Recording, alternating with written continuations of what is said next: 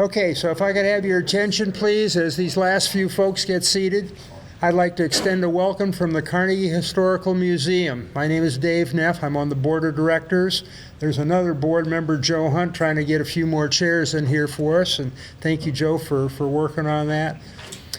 We are celebrating farms that are 100 and 150 years in the same family. We're in our 27th month of doing this. That's 2 years plus. I can't even count that high anymore. I really want to thank you folks for participating and for reaching out. We are scheduled all the way into 2025 already. But that's not enough. I would like to invite you as a farm community that knows more people in farming than I do. If you are knowing somebody that's got a farm of 50 years or more, we would like to extend this. This has just been an exciting program to bring along. And with the Fairfield Media Group being here, you're part of history because a video is being recorded of this.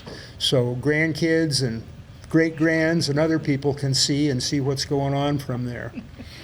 So if you would please let me know or Jake Schmidt know if you know of folks that have farms that are at least 50 years, if not older, we would like to make communication with them.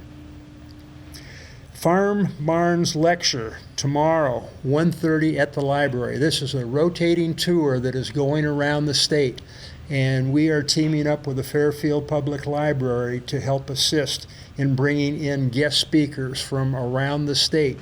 But we just happen to have a Farm Barn Lecture tomorrow at 1:30 at the library over on Main Street. So if you don't have things you have to do and want to learn a little bit more about what's going on around the state, please put that on your calendar. There's no charge. Come on and visit and see what's going on from there. Okay. I think most everybody knows this lady, the queen of the Pacha family over here. And 147 years? 147 years. In the same family. This is it's remarkable. So in a few more years, then you can apply for a heritage farm. That's at 150. Right. I think you have plans for that, don't you? We do. Good. Located in Penn Township. And I presume a number of you folks have already been there because family is well represented and friends are here too. First purchased 140 acres of the farm in 1877. $75 per acre, folks. Of course, $75 was worth a lot more at that time, too, when you balance it out. This is a century farm, and as we said, in a couple more years, they'll be able to apply to the State Farm Bureau to be a heritage farm. Story begins when grandfather Frank Pacha and great-uncle Jacob Pacha purchased this 140 acres that we discussed. October 10 of 1877. 1877. Next in line, their father, Albert Pacha, then Gerald and Rosemary took over the ownership, and it continues to pass to the next generations as we move forward from there. I tell you what, this has just been remarkable because of the turnout, the enthusiasm. When we started looking, there were 14 of the heritage farms in our county. We thought, that'll get us started, but little did we know what we were tapping into with the century farms and stretching them out from there.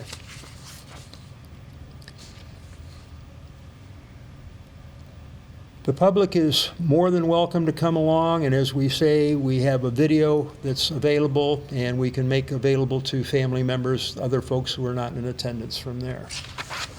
So without further ado, Ms. Pacha, the floor is yours. Please share the story. Okay, so this is the Pacha family story.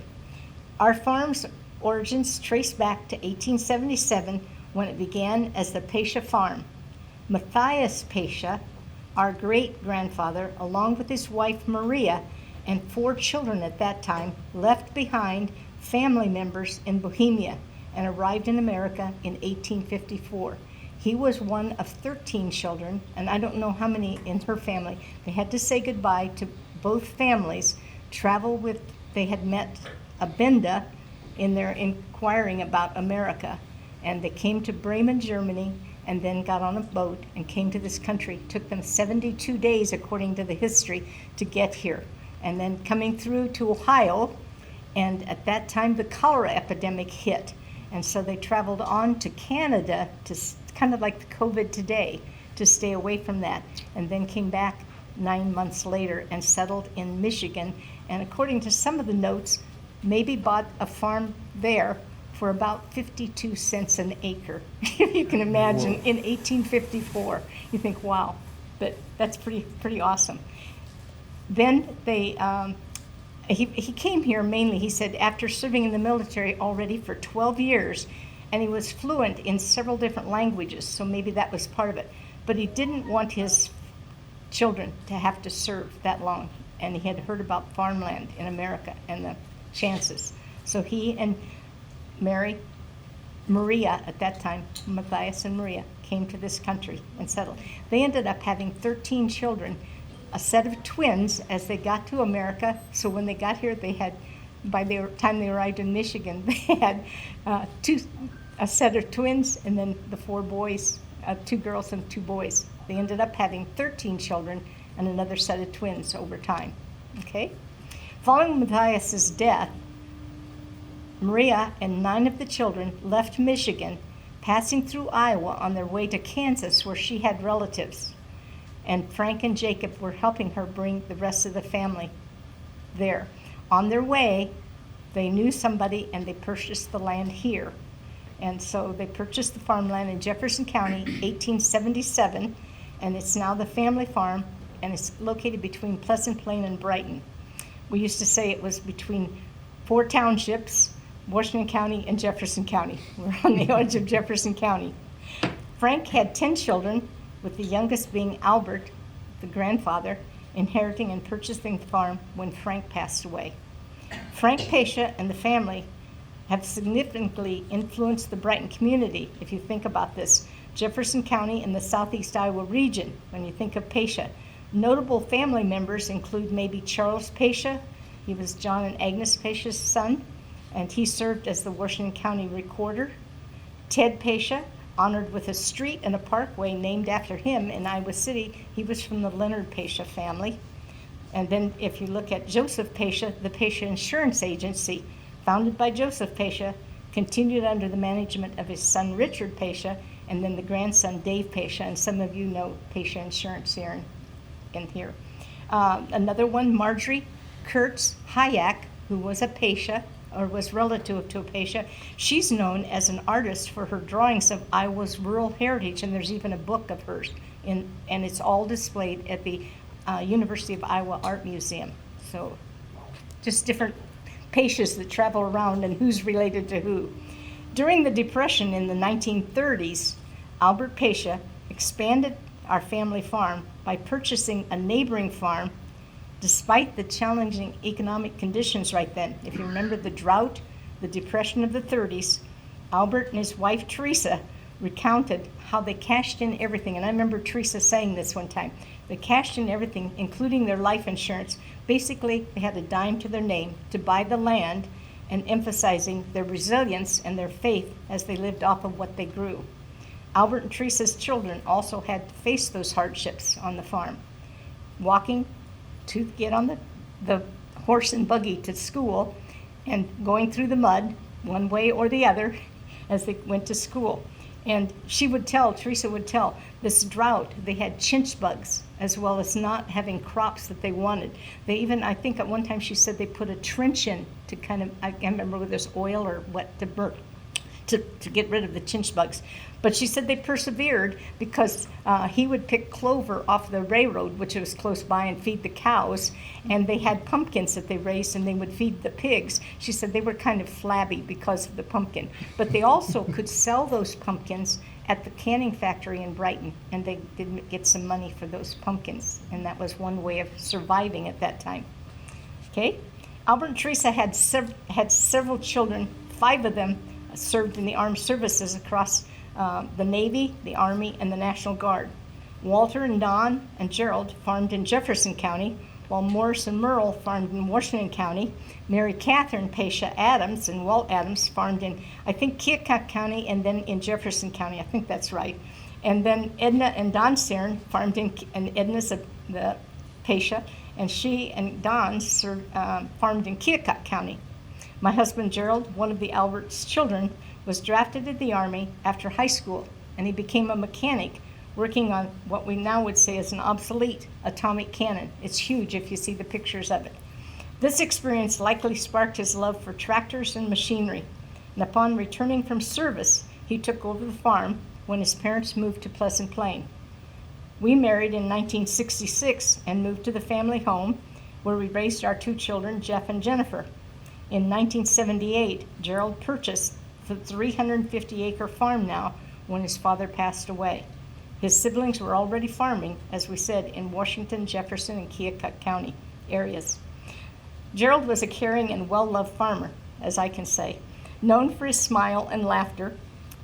Okay. Besides farming, he sold seed corn and soybeans to area farmers and had a seed plot, was active in a lot of organizations, including the Wayland Tractor Club, the Iowa International Tractor Club, County Farm Bureau, Iowa Corn Growers, Iowa Soybean Association. Our farm grew corn, soybeans, rye, hay, and at one time, oats and wheat. We also maintained conservation practices with the CRP acres and 2 ponds, one that we can picnic on. Okay? We raised cattle and calves on our pasture land, and at one time they had pigs, horses, and chickens in the early days. While Gerald farmed, I taught home economics, family consumer science for 40 years and received a grant from Iowa State University to run a food farm science camp. And this was a camp that provided middle school students with an insight into agriculture, farming, and science. And then they could use that for 4-H projects or speaking to the Rotary or the Lions or what have you. It was a way for 4 or 5 days to travel to different companies and businesses. We went to Roll Screen, Pella, whatever. Anyway, just for fun. Our grandparents and our great-grandparents were not only farmers, but they were craftsmen. They built barns, corn cribs, and houses in the area. I have a rolling pin, if you'll see it in the display, made by great-grandpa Frank Pacha from a hedge tree off of this farm. And my dad made a rolling pin out of 8 kinds of wood. Our families hold patents for early corn row markers, brakes for a train engine, reflecting on the long-standing traditions of people that came to this country and the innovation and craftsmanship they had to have even in agriculture as they came to this country. We often say that. How did they do things in their day and what we look at today in comparison? It's amazing when you look at some of the talent they had, and they had to have talent. We love our Century Farm. It was recognized in 1977, and it's approaching a heritage farm in 2027. Our farm's been well cared for and loved for over the years, and with our son, our daughter, their families, and the nearby nephews, we hope to preserve our farm for future generations. God willing, our family legacy will continue to thrive on this land. But now we let these guys tell stories. And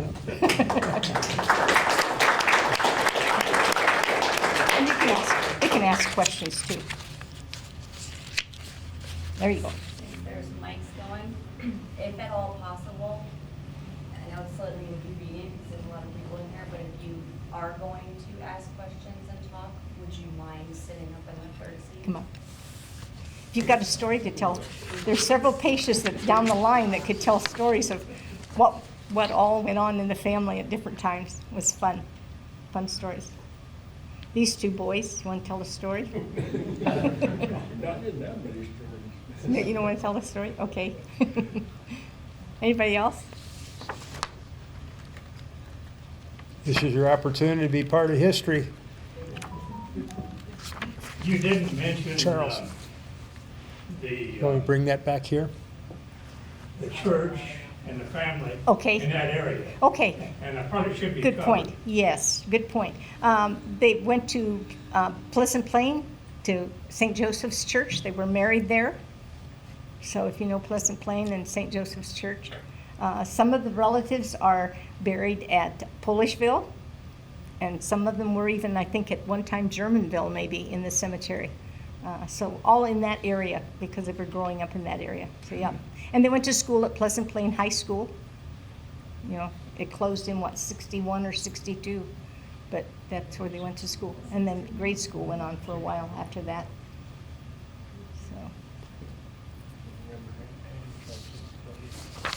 So. It was a mud road for a while. Edna, do you remember the mud road? I was going to say, I can even remember as a little girl when you guys, one time the bus had to come by our place so you could Right. go back home. Yeah, we walked to Brighton. Yeah. But I'll tell you, the girls were no different than the boys. We worked right with them. We milked the cows, we did whatever. Yeah. Everybody had chores, right? That's for sure. I always heard that too. Everybody had their chores.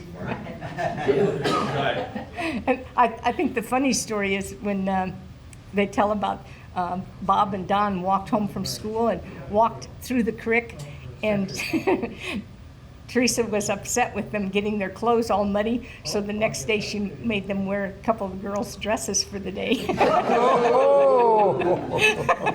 And that was their punishment for getting in the mud. You think they remembered? I hope that they did. But no, they tell them. Good. Dressed chickens, raised chickens, eggs.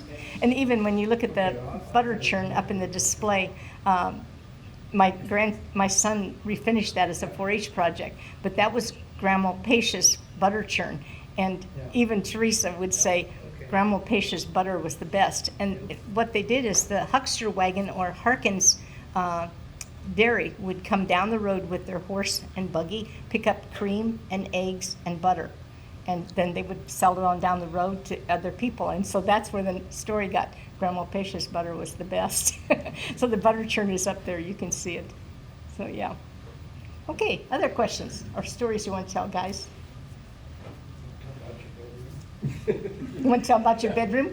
Yeah, we slept in the three of us, younger boys, slept in a room about 8 by 12. A room And 8 by the 12. windows were up here. So in the summertime, it was hotter than hell in that room. The wintertime, it was just that cold too. Well, and what was it? Six of you were born over in the farm, the 140 acres to begin with, and then I think Morris, weren't you the first one to be born? And they were all born at home. Dr. McCready would deliver them at home, and Gerald would always say, born in the living room. And he'd always say, because he was a twin, he'd say to his sister, he'd say, I showed her the way, and she'd say, no, I pushed you out. But you'd think of that when they'd stay overnight. The doctor came, it was in the wintertime, the doctor came and stayed overnight to deliver them. They were delivered in the morning, I think they said around 4 o'clock in the morning.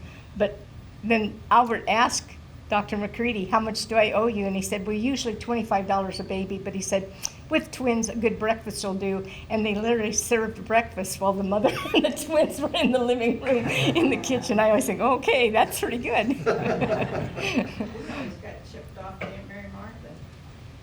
And, yeah, Mary and Martha. Yeah, And I think Agnes, in the stories, tell that they helped a lot. she was always there Yeah. when somebody was born. Yeah. John and Agnes Pacha lived just east of where we live. Right.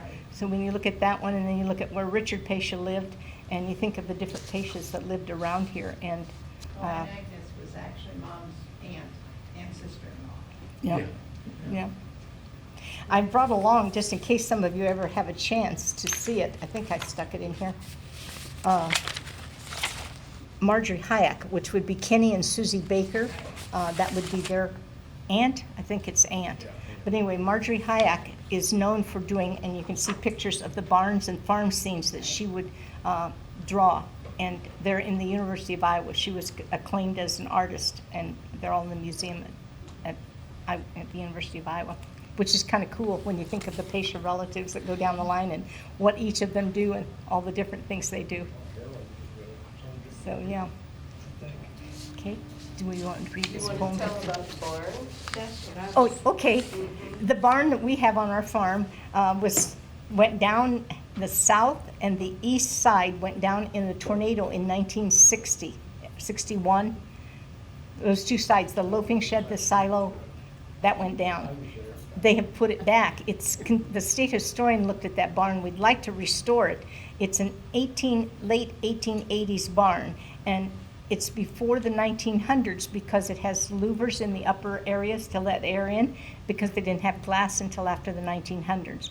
And so at the inside of the barn is self-hewn lumber with pins, And then, like he said, as time changes with horses or pigs, now you have square nails. And then later, when another change, you have round nails. There was a manure carrier that carried through the center, and we have that's there. And It's still there? and it's still there, yeah. And the other side of that is my great-grandfather built the barn. He was a barn builder at the time. And so that barn was built by him. And then the corn crib that we have later was built by Grandpa and my uncle. So, they were neighbors, and that people did that for each other, just around that area. So, yeah. So hopefully we're looking at trying to restore the barn and do something with it and save it.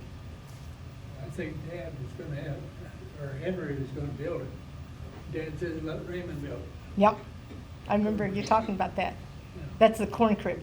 Yeah. Yeah. And I think we slept, what was it, corn shucks covered up with feather tick. With feather ticking, yeah. Corn Chuck Mountains. And I also know that you guys were pretty ornery because I heard stories of you hanging nuts, hickory nuts above a door so that when the girls came home from a date, the hickory nuts would fall off. Mom and Dad would know they were home. Ornery boys. Ornery. Ornery boys. They each got their jokes. Gerald had a little card. I intend to bring it tonight. And if you'd ask him, he'd pull it out and he'd go, "Do you want to see my pride and joy?" And he'd pull it out and it'd be a picture of pride and joy instead of the kids. So that was their fun times, telling jokes and stories. Yeah.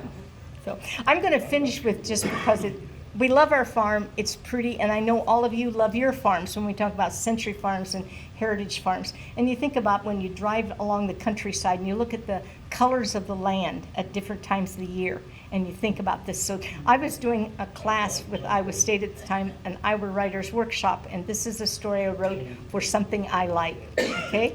So I'm going to read this to you. This is called My Farm. A farm is the land everyone sees as they drive down the road. Our farm is the land we own. My farm is the most special. It's the personal feeling I have for that land. You would love my farm if you could stand at the top of this one small hill looking over the rolling contours. Perhaps you could see what I see and feel what I feel. My farm is like a rumpled patchwork quilt on an unmade bed. The land sort of folds up and down where I stand, and I'm surrounded with beauty and contentment. And there are places with bright green and yellow colors, and then there are those dull colors of rust and gray. Just like a quilt, the scene is knotted together with trees scattered here and there. The green is the patch in the quilt that's the corn. The corn is in perfect rows, which cross each other exactly at that time, like rows of cross-stitching threads. They're so close together that all you see is green right now. Wheat, just ready to be harvested, is the yellow patch next to the green. It has a texture that seems to ripple and wave like corduroy, and it makes you want to reach out and feel it. And the warm, dull colors of rust and gray are the sections where the earth is showing, and perhaps it's been turned like a plow. Just like a cover, some sections of my farm may look worn, but it's a century farm. It's belonged to our family for over 100 years, and like an heirloom, though it's been treated with care, there have been times when it has been patched and added to as the generations purchased other sections of land. From where I stand on this slope, the sun above is like God shining down, brightly spotlighting this grand thing, my farm. I'm sure he's thinking, make it stand out for everyone to see, for only God could create such a beautiful work of art. I think he is also saying, steward, take care of this farm and keep it for another generation to enjoy. Oh, of course, my only answer would be amen.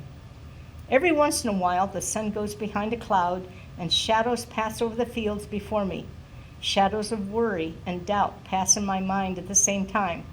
I think of destructive storms and tornadoes that could tear my beautiful farm to shreds. Another shadow passes in my mind.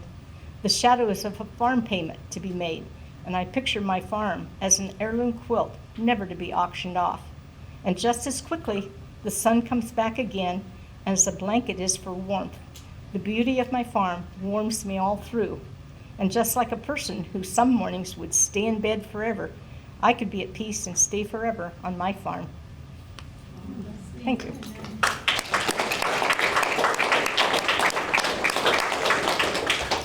Okay, Pe- questions? People were coming in, and we had this quilt up so that we could get a full view for the video on that.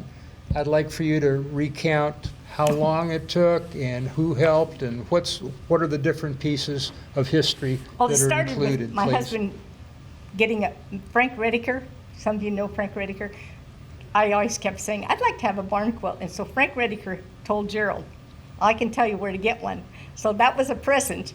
And then I made this with the barn quilts on it to be, our quilt block, by the way, is barn and silo. Okay, so I thought I should make something for that, for a gift back to him. So I did. But these are some of the sayings that he would collect from farm sayings, going to meetings. There's one of Dwight Eisenhower's here. I think there's one of Kennedy's down there. We'd go to seed corn meetings, different buildings up at Iowa State or over in Indianapolis and things like that. So, yeah. Then a friend of mine, Jan Shimp, and I hand quilted it. So, yeah. And a picket fence around the edge. We were at a meeting in Iowa State, and I had to go to the fabric shop. You know, I can't leave the fabric shop, even this farm meeting. And Alex Anderson, who's a famous quilter and has written books, was there giving a talk and showing things. And she had a quilt with this picket fence around the edge. Hers had bird houses on it, but I thought I could do it with barns. So that's how I came up with a quilt for our house. In your collection, how many quilts have you done in your career? Don't ask, quite a few. Okay. Yeah, quite a few. I like to do it. Wonderful. So, okay. You guys have any other stories you want to tell? Any other stories, any other questions here? Did Pachas end up settling in Michigan and Kansas? Now, that's a good question because 9 of the children of the 13, 9 of them, Frank and Jacob, helped their mother then. Some of the boys had already, and girls had already married or settled either in Michigan, or I think a couple of them went to Ohio. And then they came through to help his mother because she had relatives in Kansas. And so now you'll see Pachas around in Kansas and different places as well. But they helped her, but they settled here as they came through. This was the farm that they bought as they came through. So, I think yeah. some of that was, why they settled here was because of the Bendis. The Bendis, yeah. And that was, you know, you think of the Bendis, or you look at the relatives, the Adams, the Pfeiffers, how that all comes about as you see it. Yeah, it was kind of cool when you hear about it. They didn't live far from each other. No, they didn't. You know, I mean, they didn't and- travel far. No. And, you know, you think of them coming and traveling in horse and buggy, or even I think of as they came from Germany, 72 days on a boat. They had 4 children. And they talk about the other, I think 3 or 4 families that they'd met up with to come here. And then you think of her having a set of twins.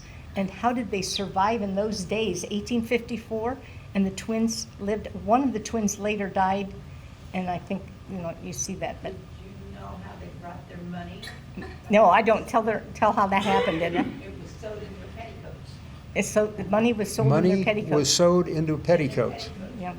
Well, and they said they just basically had like a sack of their clothing or bundle, and even on the boat and on the train that they traveled on, that they were sitting like along the wall, and they just have to sit there, or they could take their bedding and maybe lay on the floor. But you know, you think in 1850 what it was like, you No know, cushions on and how the lucky bench. they were to come to this country. No cushions on them benches either. No, that's what they said. There were no cushions on the bench. It was just a hard bench, and you rode your time through. Is it true that Albert and Teresa would say a rosary before they got in the car? What's that? Oh, we said a rosary every night, whether that school bus was coming down the road, but you said that rosary before you got. Yeah. Pretty happy family all the way through. And they know all the jokes. They can tell you how they did whatever. Okay. Anything else before we wrap up here? Work our way around. I'm seeing a lot of smiles out there, like they got something they want to share, but they don't want to say it. Be sure and look at the display, because there's a picture of Frank when they were here, Frank Pacha and the family then, 10 children. Albert was the baby in that one. Then you see Albert and Teresa and their children, and then you see the steps. So you can see the generations, and you'll see where Morris, 5 of the boys in the family served in the armed services, Navy, Army, that. And you'll see a picture of like Gerald with the atomic cannon, these guys in their Navy uniforms up there. So, I mean, they were drafted at that time into the service, so. I volunteered for draft. Oh, you volunteered for the draft? Yeah, right out of school. Right out of school, okay. Can you say who's helping farm now? Who's helping farm the farm Okay, now? I've got 2 nephews that are helping farm right now. Kurt, you want to raise your hand? Denny, where are you?